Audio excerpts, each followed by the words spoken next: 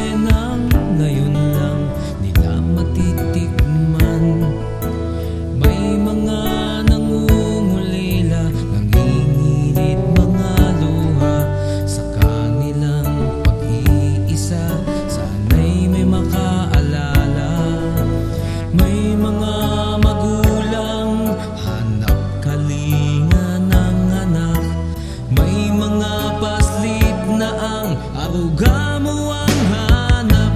Ihatid natin ang Pasko sa kanilang paanan. Natin silang samahan na ito'y ipagdiwang.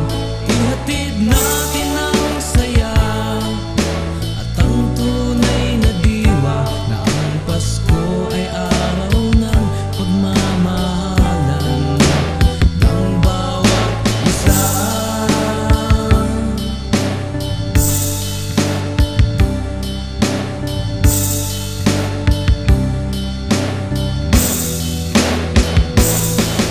Ihatid natin ang Pasko sa kanilang paanan. Atin silang samahan na ito'y ipagdiwang. Ihatid natin ang saya at ang tunay na diwa na ang Pasko ay araw ng pagmamahalan.